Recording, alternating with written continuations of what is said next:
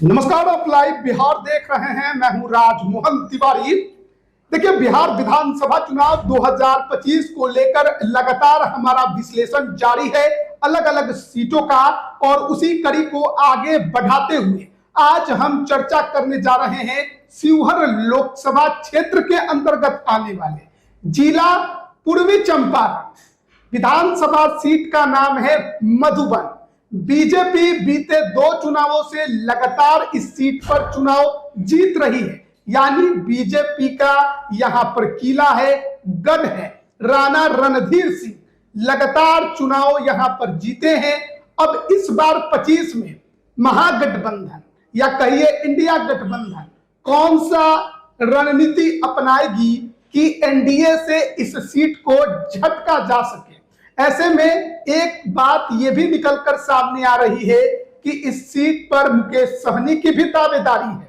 तो विस्तार से समझेंगे। हमारे साथ राजनीतिक विश्लेषक राय प्रतीक मौजूद हैं। कैसे देखते हैं मधुबन को? नमस्कार तिवारी जी। मधुबन जो है पूर्वी चंपारण क्षेत्र का जिला है, मतलब चंपारण क्षेत्र का विधानसभा क्षेत्र है, और इसका लोकसभा क्षेत्र पड़ता है शिवहर। और मधुबन का बहुत ही प्राचीनतम इतिहास रहा है।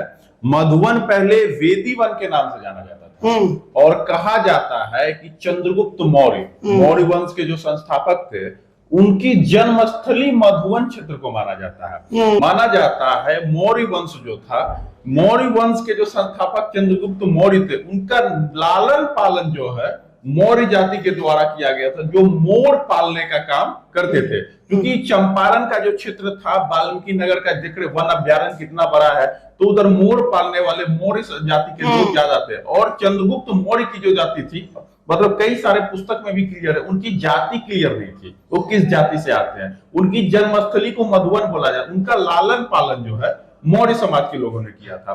खैर, और वहां पे एक है, आपको पिपली कानन के भी क्षेत्र से मधुबन को जाना जाता है। वहां पीपल का वन बहुत ज्यादा होता था, और वहां मोर जात जो है वो ज्यादा पाए जाते थे। और राम जी के समय में एक वेदी भी है, पीपल कानन जो है एक वेदी के रूप में भी प्रचलित है।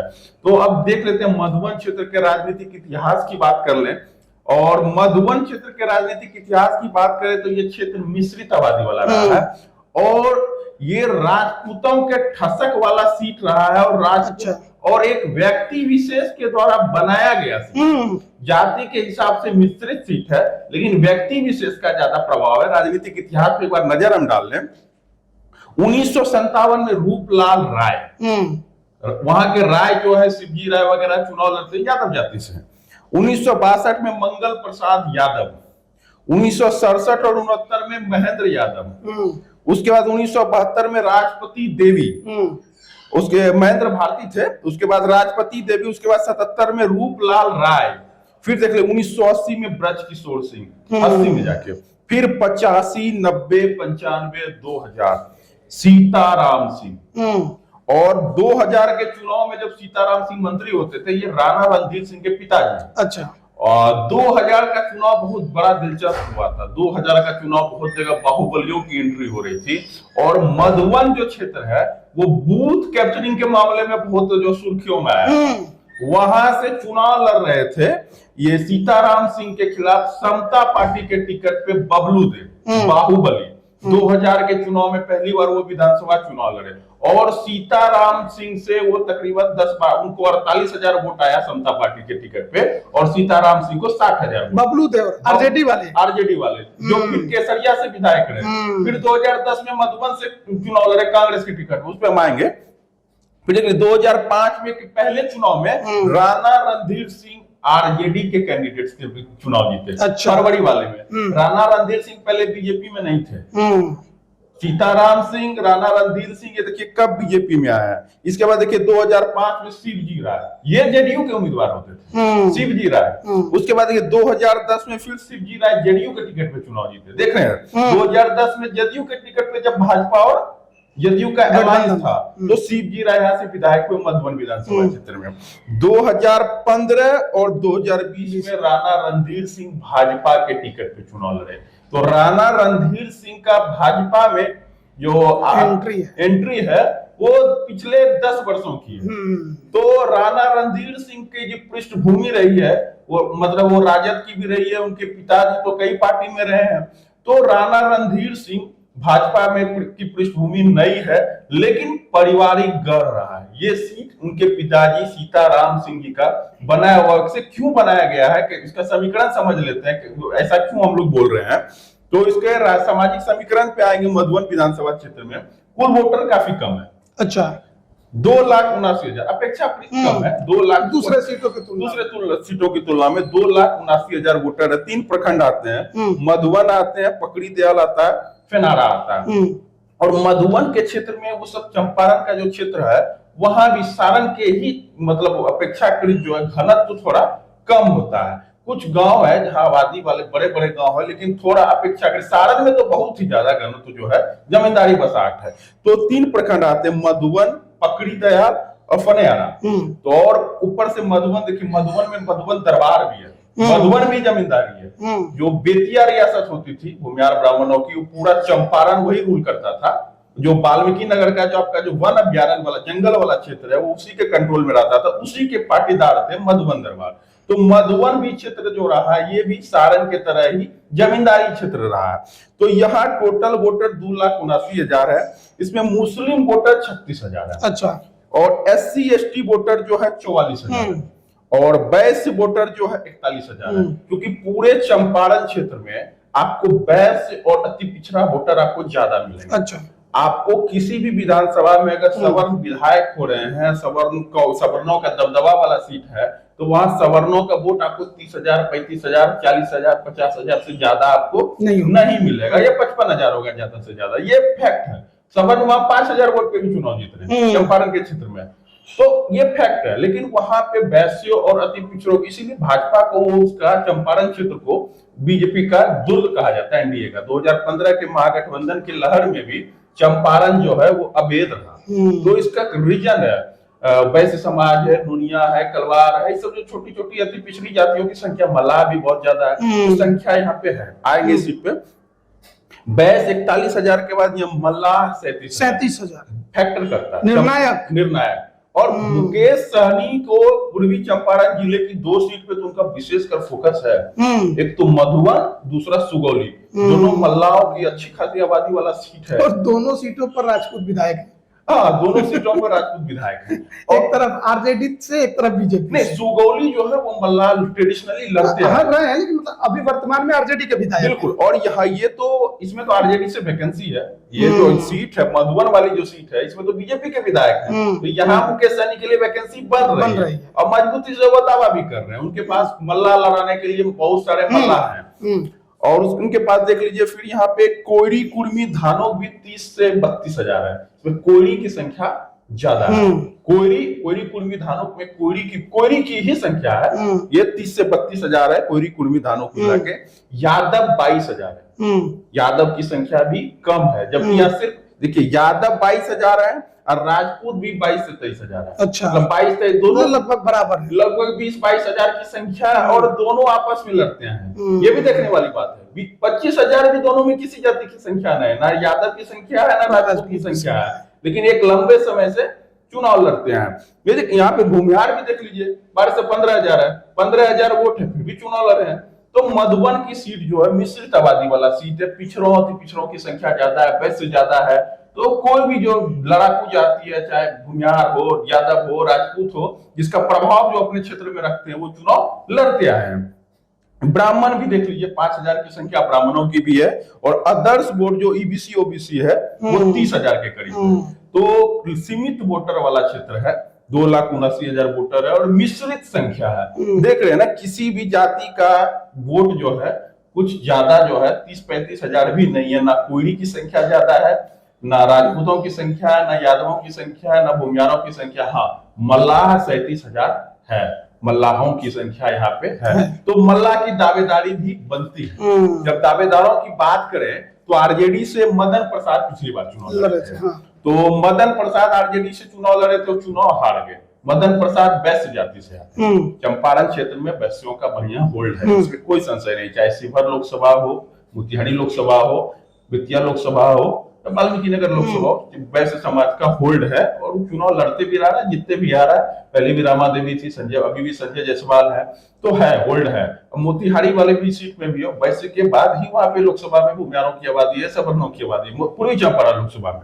तो यहाँ पे मदन प्रसाद आरजेडी से वैश्य मामूली अंतर से चुनाव हारे हैं, कड़ी टक्कर दी थी उन्होंने लेकिन हार गए। तो दावेदारी तो बनेगी, आरजेडी में वैश्य समाज की दावेदारी है। और वैश्य आरजेडी में और भी दावेदार है, कुशवाहा की भी चर्चा हो रही है। एक कुशवाहा है जो पहले केसरिया से चुनाव लड़े थे, संतोष कुशवाहा, केसरिया से कुशवाहा को लड़ाया जा रहा है। चर्चा ये है ना कि मधुबन और केसरिया यहाँ पे कुछ बदलाव किया जाए। अच्छा, आरजेडी के भीतर बबलू देव को चुनाव लड़ाना है। बबलू देव क्या है कि बबलू देव 2000 में समता पार्टी के टिकट से लड़ गए मधुबन, चुनाव हार गए। 2005 में वो केसरिया से विधायक बन गया आरजेडी के। अब फिर 2010 में कांग्रेस, उसमें वो अखिलेश प्रसाद सिंह के साथ थे। तो अखिलेश प्रसाद सिंह पहले आरजेडी में होते थे, आरजेडी से केंद्रीय मंत्री भी होते थे। तो अखिलेश प्रसाद सिंह पार्टी छोड़ के कांग्रेस आ गए, तो उनके साथ वो भी चले गए थे। तो कांग्रेस 2010 में अकेले लड़ी थी, तो कांग्रेस के टिकट पे वो अच्छा खासा वोट लाया। 2010 में मधुबन से पुनः लड़े और हार गए। तो बबलू देव की चर्चा केसरिया और मधुबन दो जगह है। तो अगर उनको केसरिया लड़ाया जाता है तो मधुबन कुशवाहा को शिफ्ट करने की बात हो रही है। अगर कुशवाहा केसरिया लड़ते हैं तो फिर बबलू देव को मधुबन शिफ्ट करने की चर्चा हो रही है। तो कुशवाहा भी है, बबलू देव भी है और मदन प्रसाद भी। तो आरजेडी के भीतर है। और ऊपर से मुकेश सहनी, बिल्कुल मुकेश सहनी खुद सीट मांग रहे हैं, हम सुगौली या मधुबन पूर्वी चंपारण में मजबूत दावेदारी है। मल्लाहों की अच्छी संख्या है। सुगौली तो ट्रेडिशनल सीट मल्लाहों की रही है, फॉरवर्ड और मल्लाह वहां से चुनाव जीतते रहे, भूमियार ब्राह्मण चुनाव जीते हैं, मल्लाह जीते हैं। इस बार तो राजपूत भी जीत गए, जबकि राजपूतों की वहां संख्या है नहीं, 4-5 हजार ही संख्या है। ये भी हो सकता है कि मधुबन की सीट मुकेश सहनी को दे दी जाए, यहाँ मल्लाह न लड़ा के कोई और कास्ट लड़ा दे वो। लेकिन क्योंकि मल्लाह की पार्टी कहलाती है मुकेश सहनी, तो इससे भी बात बन सकती है। लेकिन पूर्वी चंपारण में मल्लाह को एक भी सीट तो लड़ाने के लिए तो चाहिए। मल्लाह किस सीट पे चुनाव लड़ेगा? तो मल्लाह के लिए सीट बनता है मधुबन की सीट और सुगौली की सीट। तो सुगौली या तो आरजेडी छोड़ दे या तो मधुबन दे दे। तो दो सीट पे दावेदारी बन रहा है। अब किसको लड़ाते हैं? मुकेश सहनी को कौन सा सीट मिलता भी है, नहीं मिलता है, क्या मिलेगा क्या नहीं मिलेगा, क्या मिलता है नहीं मिलता है, किसको लड़े? क्योंकि सहनी समाज को भी एडजस्ट करने की बात होती है। चंपारण क्षेत्र में ठीक ठाक आबादी है, चाहे पूर्वी चंपारण लोकसभा हो। आप देख ही रहे मधुबन विधानसभा क्षेत्र में 37,000 मल्लाहों की संख्या है। और ये सिर्फ आरजेडी में ही नहीं, आरजेडी वीआईपी में तो खींचतान इस सीट को लेकर है ही। और इस सीट को लेकर एनडीए के भीतर भी खींचतान है ना, क्योंकि चेतन आनंद देखिए, चेतन आनंद शिवहर से आरजेडी के विधायक थे, जेडीयू के तरफ आ गए हैं। ट्रांसफर पोस्टिंग की बात चल रही है। उनकी माता श्री शिवहर की लोकसभा सांसद हो गए आनंद मोहन बाहुबली। बेटे को तो चुनाव विधायकी तो गवाना नहीं चाहते हैं। नीतीश कुमार बोल दिए कि शिवहर में दिक्कत है। अच्छा, दूसरी सीटें खोज लीजिए, दूसरी सीट खोज लीजिए। शिवहर नहीं मिलेगा। शिवहर से खुद माताजी उनकी लवली आनंद जो लोकसभा के सांसद है, तो शिवहर लोकसभा और विधानसभा संभव नहीं है। कहा जा रहा है कि तर्कसंगत नहीं होगा, पेच है फंसा हुआ। मधुबन भी तो शिवहर लोकसभा के ही अंतर्गत है। बगल की सीट है, पूर्वी चंपारण की सीट है। और मधुबन में राणा रणधीर सिंह है। इनको राणा रणधीर सिंह की पारिवारिक पृष्ठभूमि जो है बड़ी है। सीताराम सिंह के बेटे हैं, पिता पुत्र की लंबी बड़े नेता है, सहकारिता मंत्री रहे, लंबा राजनीतिक करियर है। वैसे भी 2 बार से जीत रहे हैं। सीटों की पहचान होती है ना। मधुबन की सीट जाना जाती है राणा रणधीर सिंह के नाम, सीताराम सिंह राणा रणधीर सिंह के नाम से। चिरैया ढाका की सीट अवनीश कुमार सिंह के नाम से, ढाका पवन जायसवाल के नाम से। ये उस क्षेत्र का एक केमिस्ट्री है। तो इस क्षेत्र को, इस सीट को अब इतना जल्दी तो बदल नहीं सकते। भाजपा की सिटिंग सीट है, सीनियर नेता है, यदि उसको ले ले, ये तर्कसंगत उतना लग नहीं रहा। लेकिन है, आनंद मोहन की तैयारी उधर चल रही है और एक्टिविटी भी बढ़ी हुई है। अब चेतन आनंद शिवहर में को होल्ड कर पाते हैं या उनकी ट्रांसफर पोस्टिंग? तो शिवहर में जेडीयू की चर्चा क्या है? मतलब अगर चेतन आनंद को दूसरी जगह ट्रांसफर पोस्टिंग, वहाँ मुस्लिम उम्मीदवार है जेडीयू को, जो पिछली बार लड़े, जो शरीफुद्दीन है, उनकी चर्चा है। बोलते रहे हमें ग्रीन सिग्नल भी मिल गया है, तैयार बहुत ताबड़तोड़ दौरा कर रहे हैं। तो चेतन आनंद के लिए थोड़ा सा संकट है। अब वो नवीनगर की भी चर्चा है चेतन आनंद के चुनाव लड़ने। पहले भी नवीनगर से उनकी माताजी विधायक रही है। तो चेतन आनंद की चर्चा नवीनगर से है, चेतन आनंद की चर्चा और भी कई सीटों पे है, क्योंकि आनंद मोहन के बेटे हैं तो कहीं कोई ना कोई सीट तो वो खोजेंगे चुनाव लड़ने के लिए, तो फंसा हुआ है। मधुबन भी चेतन आनंद के लिए भी फील्डिंग की जा रही है, लेकिन मुश्किल है। राणा रणधीर सिंह की सीट है और हमें लगता है कि यहाँ पे राणा रणधीर सिंह के मुकाबले में कौन होगा, ये देखने वाली बात होगी। राणा रणधीर सिंह के सामने क्या फिर से मदन प्रसाद होंगे, बनिया होंगे? राणा रणधीर सिंह के सामने क्या इस बार कोई कोयरी आएगा, जिसकी संभावना अधिक है, कोयरी की संख्या भी सही है, क्योंकि होस्ट केसरिया में बबलू देव को फील्डिंग करना है शालिनी मिश्रा के सामने के लिए, और या फिर बबलू देव को ही पुनः मधुबन लड़ा दिया जाए, क्योंकि केमिस्ट्री मधुबन की सीट जो है वो किसी भी जात मिश्रित आबादी है, या फिर कोई मल्ला भी उतर जाए, हाँ, या तो फिर कोई मुकेश सहनी के पार्टी से कोई सहनी आए, क्योंकि मिश्रित आबादी वाली क्षेत्र जिस जाति की सीट पे दावा बनता है, पिछड़े अति पिछड़े मल्लाहों की सीट पे है सहनी समाज, आपके नजरिए से क्या होना चाहिए? हमारे नजरिए से वीआईपी को एक सीट तो मिलना चाहिए पूर्वी चंपारण में, या तो वो सुगौली दे दे या तो मधुबन दे दे, और केसरिया में बबलू देव का एडजस्टमेंट हो या मधुबन में हो, और कुशवाहा का भी एडजस्टमेंट जो है इस क्षेत्र में जरूरी है। तो देखते हैं राजद क्या, क्योंकि सब पहलवान है, कुशवाहा भी पहलवान है, वहां बबलू देव भी बड़े बाहुबली पहलवान है, और मुकेश सहनी का तो सहनी वाला वोट तो है ही, बैलेंसिंग वोट है चंपारण में। लालू प्रसाद यादव को एडजस्टमेंट तो करना पड़ेगा, तेजस्वी यादव, संजय यादव में विचार तो करना पड़ेगा कि किस तरह के सामाजिक समीकरण कराया जाए। वैसे भी चंपारण का क्षेत्र है, एनडीए का दुर्ग है, 2015 में गठबंधन के बावजूद वो किला नहीं ढह पाया, तो कुछ ना कुछ तो अलग गढ़ना वहां पड़ता है, जरूरी है। तो देखते हैं आगे मधुबन का क्या रुख होगा। तो देखिए, हम लोग मधुबन विधानसभा की चर्चा कर रहे थे, जिसका लोकसभा क्षेत्र शिवहर है लेकिन जिला पूर्वी चंपारण, और इस सीट पर मल्लाहों की अच्छी खासी संख्या है। ऐसे में मुकेश सहनी इस सीट पर अपनी दावेदारी पेश कर रहे हैं महागठबंधन के अंदर। अब आरजेडी सीट पर लड़ते रही है लेकिन जीत नसीब नहीं हो रही है। ऐसे में क्या महागठबंधन के अंदर यह सीट मुकेश सहनी के खाते में जाएगी?